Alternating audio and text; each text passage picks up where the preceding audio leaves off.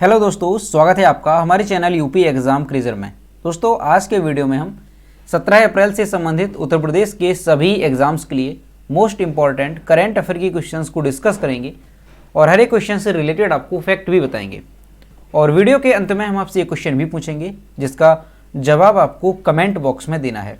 और अगर आपको इसकी PDF डाउनलोड करनी है तो इसकी PDF आप हमारे टेलीग्राम ग्रुप से डाउनलोड कर सकते हैं। टेलीग्राम ग्रुप की लिंक आपको वीडियो के डिस्क्रिप्शन में मिल जाएगी।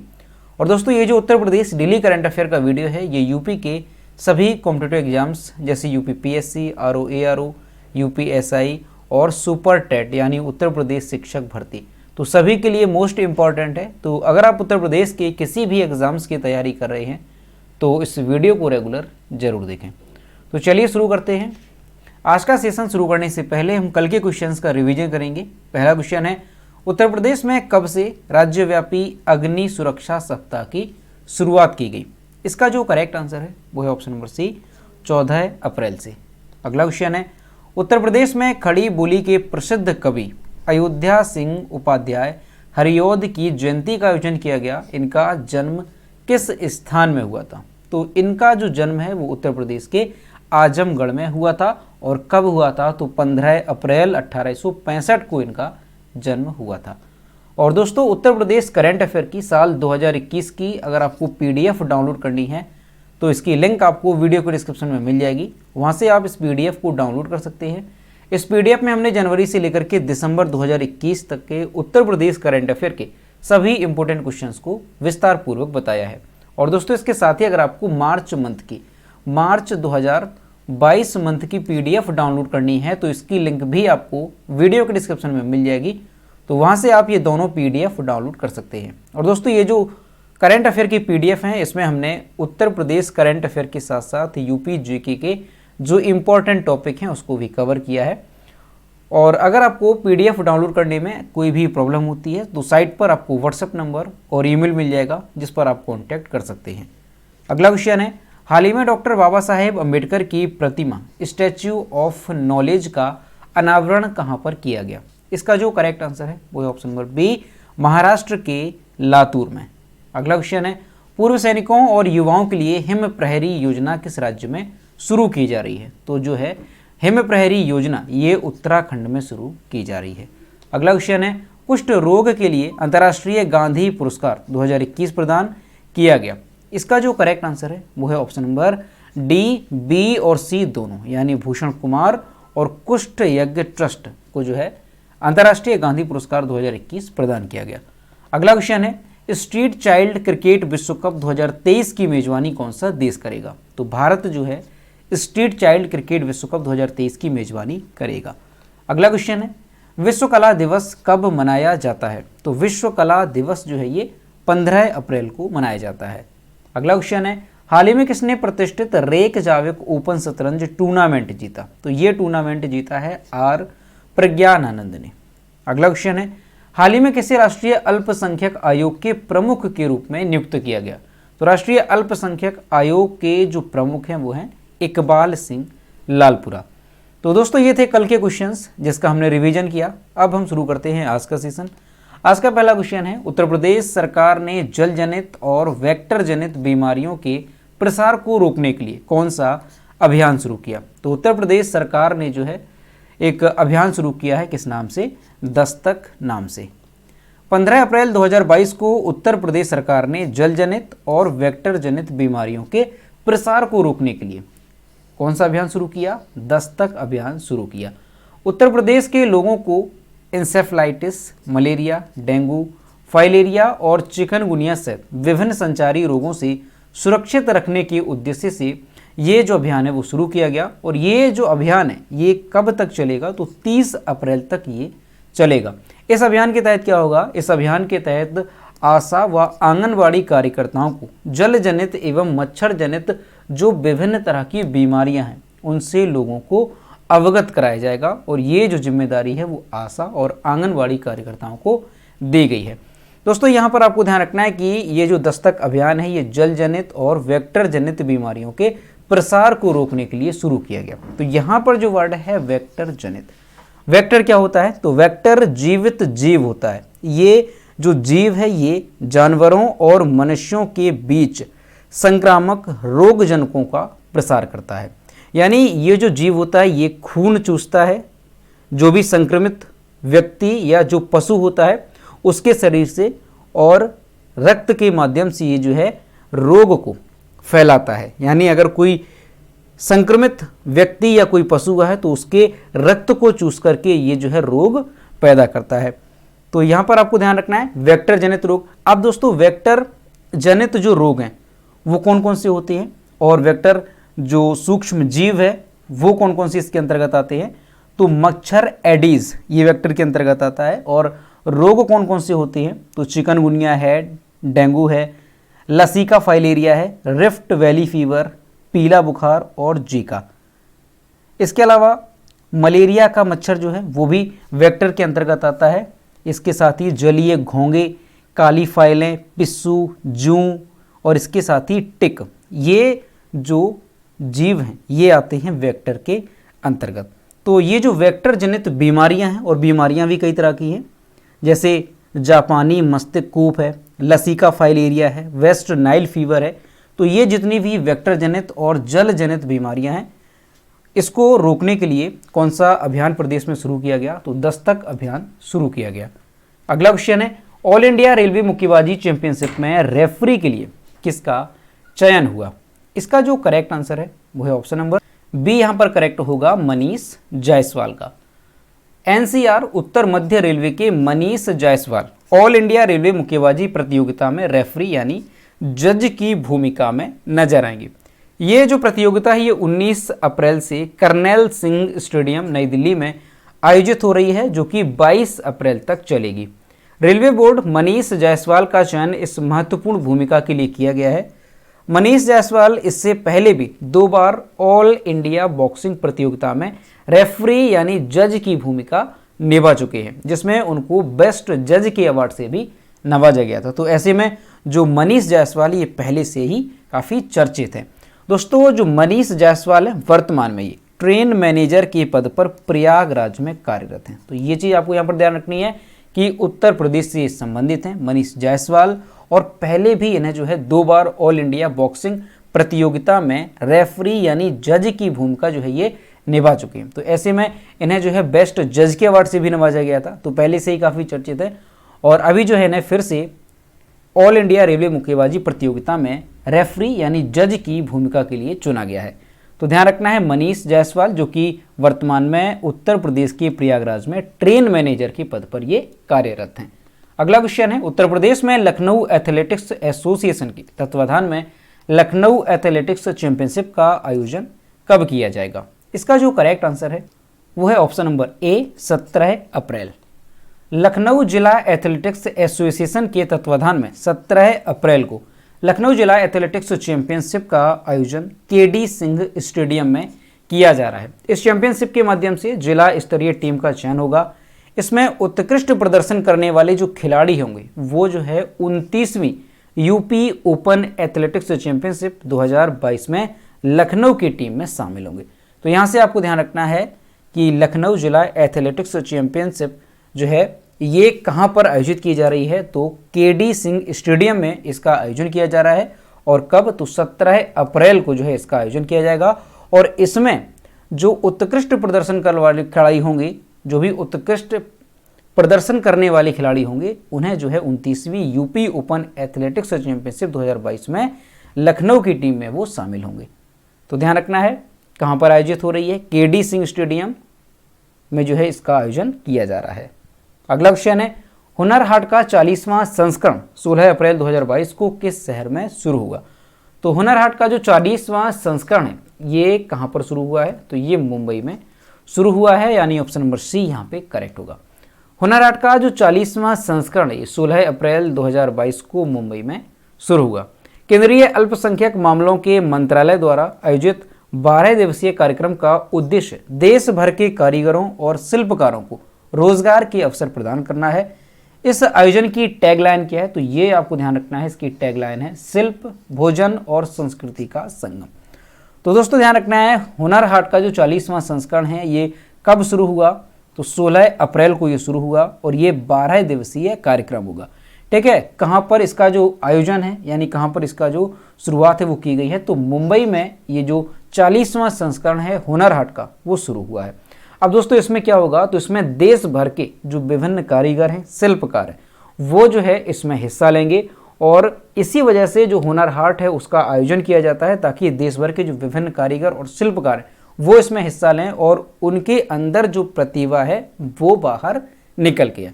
तो ध्यान रखना है, इसका उद्देश्य ये होता है कि उन्हें जो है रोजगार के अवसर प्रदान करना इसका उद्देश्य होता है। अगला क्वेश्चन है, हाल ही में प्रधानमंत्री नरेंद्र मोदी ने भगवान हनुमान की 108 फीट ऊंची प्रतिमा का अनावरण किस राज्य में किया? इसका जो करेक्ट आंसर है वो है ऑप्शन नंबर ए, गुजरात में। यहां पर इमेज में देख सकते हैं, यह है भगवान हनुमान की 108 फीट ऊंची प्रतिमा जिसका अनावरण गुजरात में किया गया है। प्रधानमंत्री नरेंद्र मोदी ने 16 अप्रैल 2022 को कहां पर, गुजरात के मोरबी में भगवान हनुमान की 108 फीट ऊंची प्रतिमा का अनावरण किया।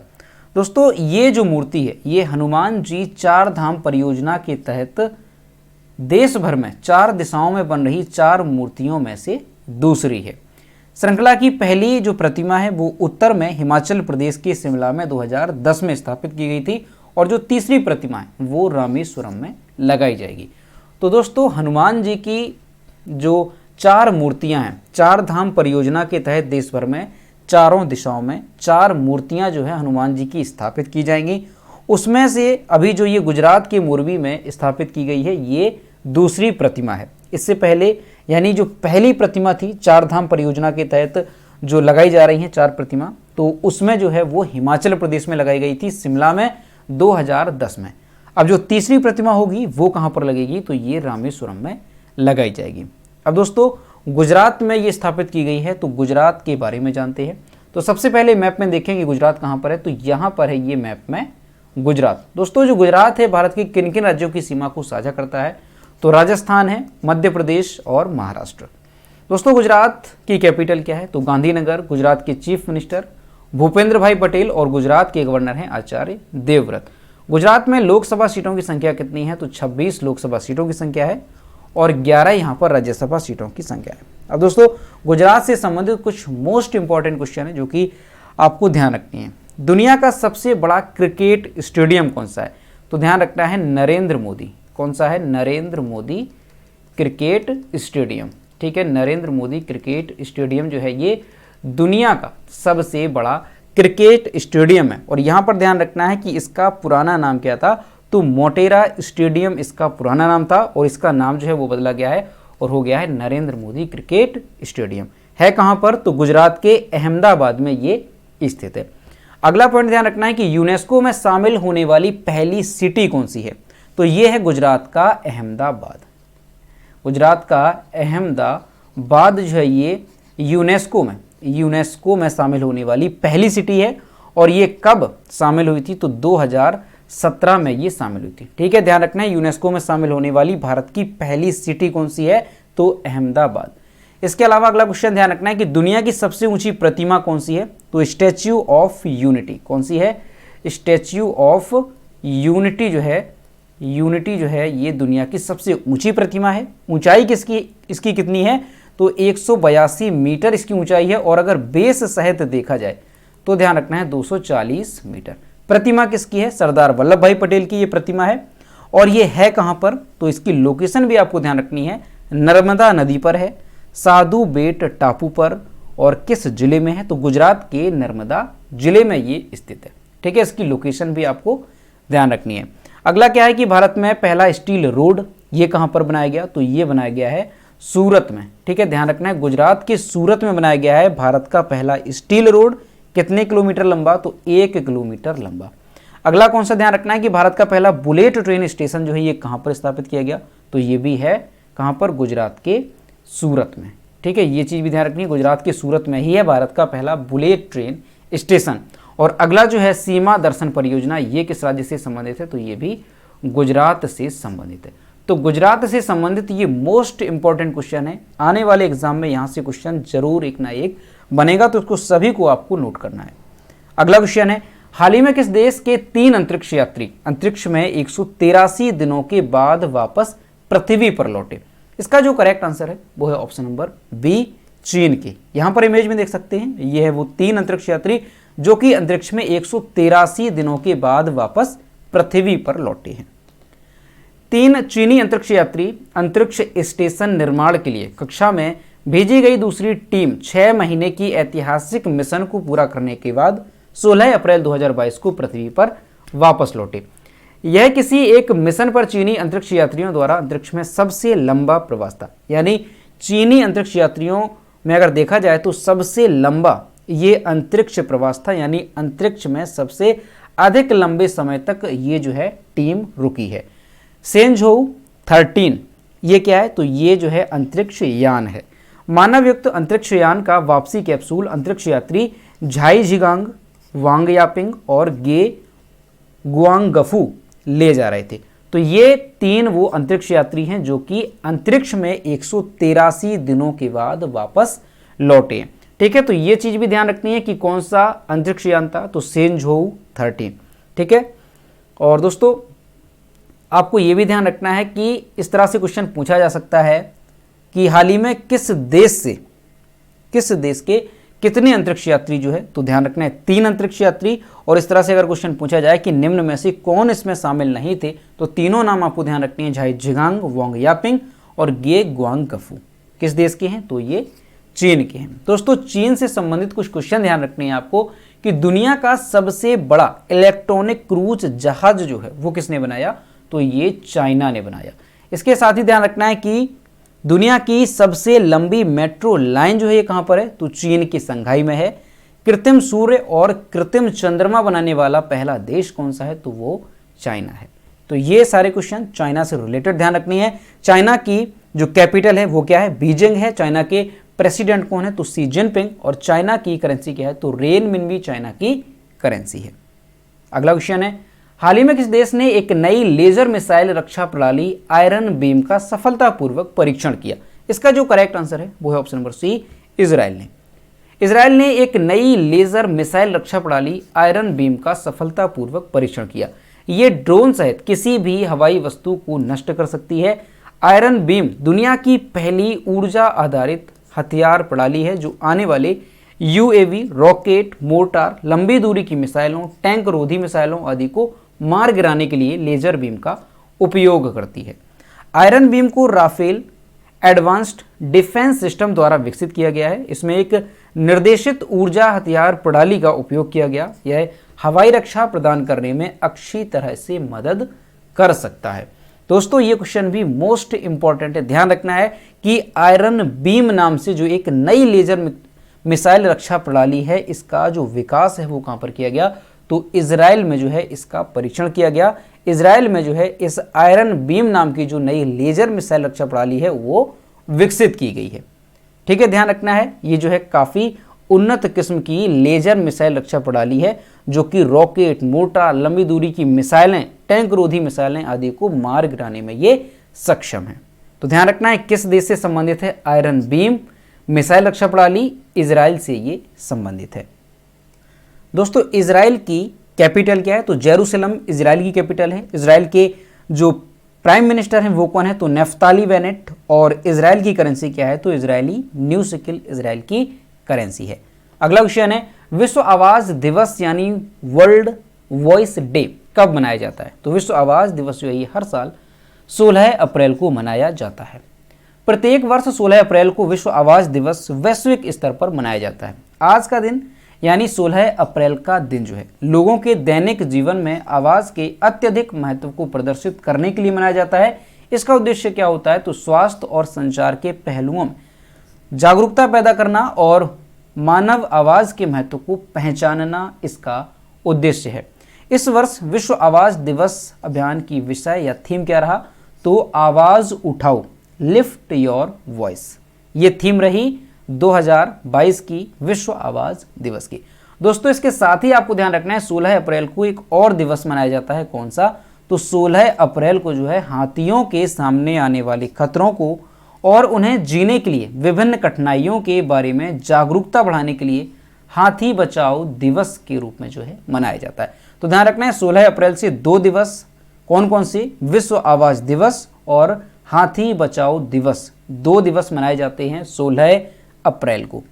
अगला क्वेश्चन है, किस राज्य में 14 अप्रैल को समानता दिवस के रूप में मनाने की घोषणा की गई? इसका जो करेक्ट आंसर है वो है ऑप्शन नंबर सी, तमिलनाडु में।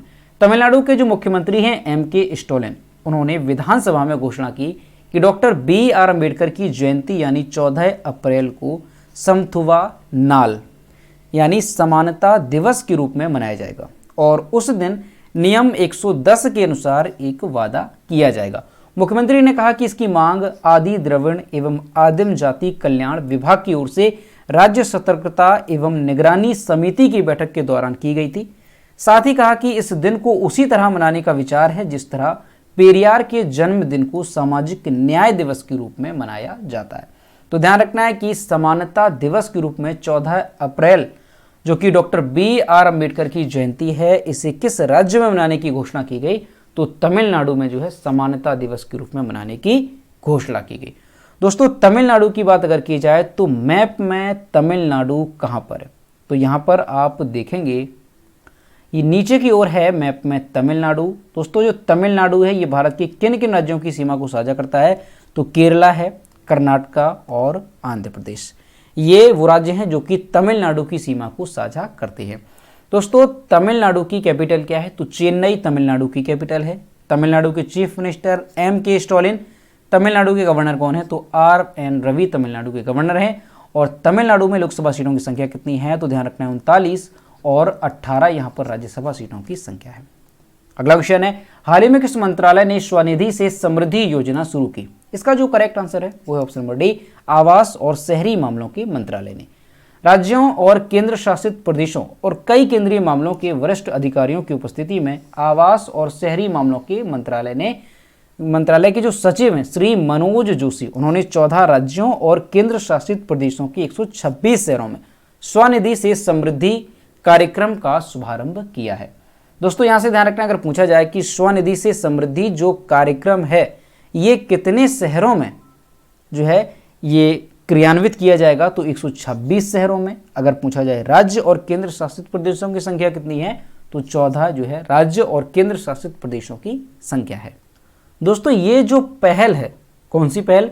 स्वनिधि से समृद्धि, इसका जो उद्देश्य है वो क्या होगा? तो इसका उद्देश्य न केवल रेहड़ी पटरी बेचने वालों को ऋण प्रदान करना बल्कि उन्हें समग्र और आर्थिक रूप से विकसित करने में भी मदद करना है। तो ये चीज़ आपको ध्यान रखनी है कि रेहड़ी पटरी वाले जो लोग हैं उनके लिए इस योजना को स्टार्ट किया गया है और इसका उद्देश्य केवल ये नहीं है कि उनको सिर्फ ऋण प्रदान किया जाए बल्कि उन्हें जो है आर्थिक रूप से भी विकसित करने में जो है ये पहल मदद करेगी। तो ध्यान रखना है किस मंत्रालय ने इस पहल को शुरू किया? आवास और शहरी मामलों के मंत्रालय ने। तो दोस्तों, ये थे 17 अप्रैल से संबंधित उत्तर प्रदेश के सभी एग्जाम्स के लिए मोस्ट इंपॉर्टेंट करंट अफेयर के क्वेश्चन जो कि हमने डिस्कस किए। अब हम देखते हैं कल के वीडियो को क्वेश्चन जो हमने आपसे पूछा था। तो ये कल के वीडियो को क्वेश्चन जो हमने आपसे पूछा था कि किस राज्य की शाही लीची को GI टैग दिया गया? इसका जो करेक्ट आंसर था वो नंबर डी था, बिहार। और लगभग सभी स्टूडेंट्स ने इसके सही जवाब किए। और मैं आपसे रोज कहता हूं कि जो भी क्वेश्चन आपसे पूछा जाए तो सभी लोग क्वेश्चन का आंसर जरूर किया करो। तो ये आज का क्वेश्चन, एक जिला एक खेल योजना किस राज्य में शुरू की जा रही है?